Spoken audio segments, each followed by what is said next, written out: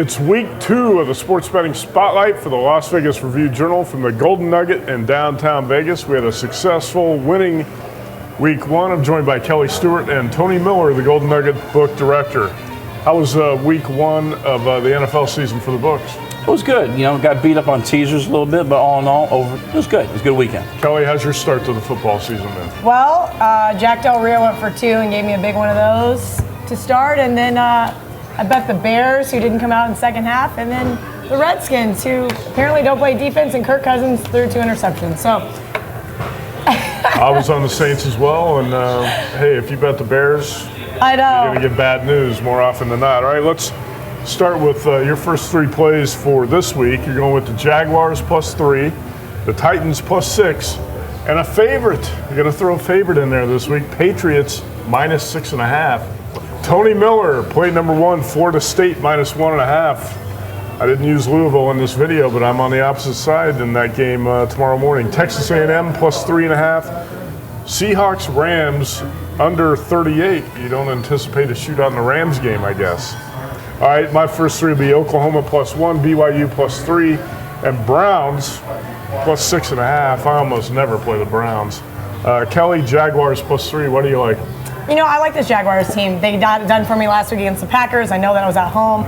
Now they're traveling to play the Chargers, who gave up one of the biggest leads in Arrowhead history to let the Chiefs come back and, thank God, not get the cover and hurt both of you because they don't kick the extra point in halftime.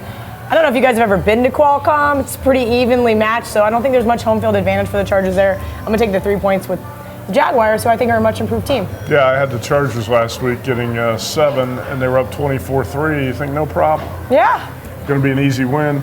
They blow the lead and lose Keenan Allen for the season, a guy who had a chance to lead the NFL in receptions this season. So Keenan Allen gone from that Chargers offense.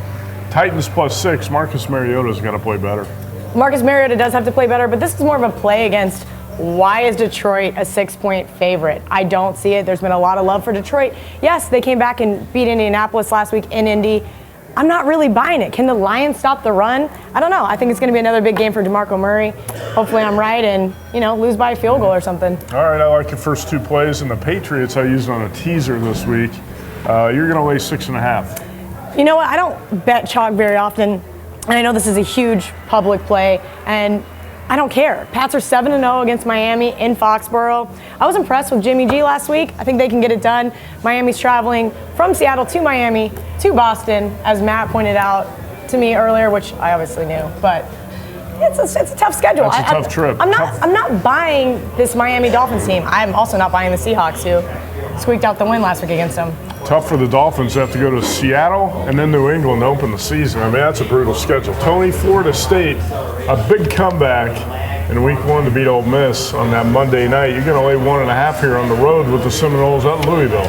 Come on. I mean, I was first one to tweet out last week about Lamar Jackson of Louisville, involved with 13 touchdowns already, but they played 2 cupcake teams.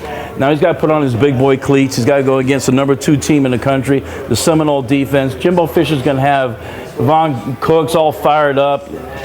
Francois is a good quarterback. They're going into Louisville. I understand who's number 10 in the country, but come on, this line 1.5, it's way, way undervalued. I think I don't think it's the right line. Look for the Cardinals to pull the upset tomorrow morning. What do you think, Kelly? I don't know.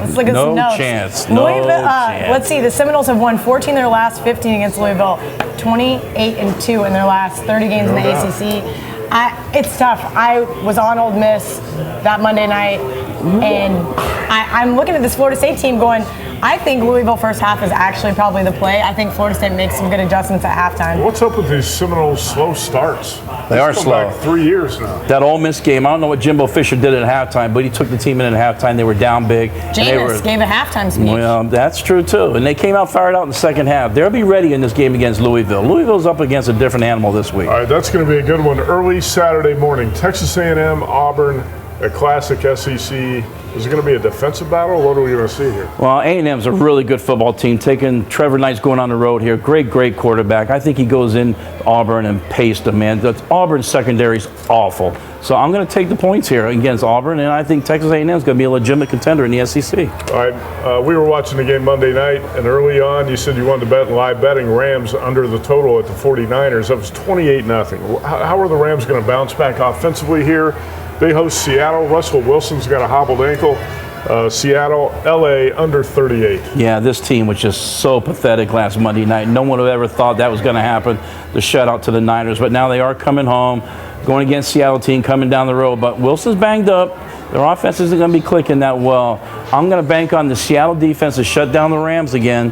And I don't think the Seattle offense is going to do a whole lot either against the Ram defense. You know, the total 38 is awful low, but I'm still going under. The average NFL totals in games this year, I think, is 45 or 46, so it's still way under, but I'm still going to play under 38. Okay. First play for me is going to be Oklahoma +1. This is sort of a value play, just a field play. When this number opened in May, Oklahoma was a 9-point home favorite over Ohio State. Today, Oklahoma +1. You don't see 10-point line moves. I got to think the odds makers weren't that far off, and they made it. Ohio State blew out its first two lightweight opponents, 77-10, 48-3. Haven't played anybody yet. Going on the road here against an Oklahoma team that hopefully learned something from the loss to Houston. And I think Bob Stoops and Baker Mayfield, this is a huge game for Oklahoma.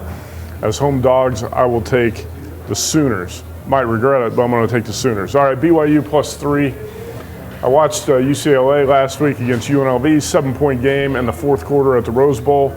The Bruins look soft to me. They got a couple guys banged up on defense. It's going to hurt them this week. But the key is last year, BYU blitzed Josh Rosen. He couldn't handle the pressure. He got rattled. BYU gave the game away at the Rose Bowl as a double-digit dog. Taysom Hill, 26-year-old quarterback for the Cougars. The Cougars, by the way, played 2 down-to-the-wire games, decided basically on the last play. I think they beat UCLA Saturday night. I'll take +3, and the Browns +6.5. I just expect the Browns, who looked really bad in week 1, to look better in week 2. Josh McCown in for RG3, I think is going to help Cleveland. And let's face it, Ravens laying 6.5 on the road, and they only put up 13 last week against the Bills. I got to think the Browns stay inside this number. Kelly, your best bet, Oklahoma +1. You know, as you discussed, they were 9 in May. When I was looking at it in July, Ohio State was getting 3.5. I do not understand how Oklahoma's a dog in Norman. Does anybody know the last time that was? I literally couldn't figure it out. I looked on Google. Google didn't have an answer for me. I know Bob Stoops tend to choke in big games. I don't think this is one of them. I think you're right. They have a bounce-back game, and I wouldn't be surprised to see Oklahoma win by at least a touchdown. All right, Tony, your best bet. Big game Sunday night. Vikings open a new stadium. You're taking 2.5 with the dog. Yeah, the Packers are walking into a perfect storm here Sunday night. Second game on the road. Zimmer's the key here. Zimmer is such a great defensive coach. He's going to be a great coach all year. Packers are going to win the division, but this game's a trap for him. Going into Minnesota, brand new stadium on a Sunday night game. Vikings got Bradford now, who's going to probably start the game, and he's going to be well, I'm not going to say well, but he's going to be a lot more organized with the offense. Pearson's going to have a big game. The defense shuts down Aaron Rodgers and the Pack, taking the points +2.5. All right, Tony Miller's best bet Sunday night. I kind of like that as well. That's going to be interesting. Toughest game on the Packers' schedule should be Sunday night. My best bet is going to be Cowboys +3. Here's the deal. Dallas is a disaster at home, 1-8 past 9 home games. With the Cowboys deliver the cash on the road, 11-5 in their past 16 on the road, 3 straight up wins at Washington. And you're going to see Dallas's dominant offensive line take over here. I think the Cowboys go to the running game with Ezekiel Elliott, Alfred Morris, overpower the Redskins defense. And the Redskins are more of a mess than the Cowboys are at this point in the season. Take +3 with Dallas. You're a Cowboys fan. You like that? Good rivalry, man. Both Cowboys fans. It's a big rivalry, but Redskins look bad. All right, have a winning weekend. That's the Sports Betting Spotlight from the Golden Nugget.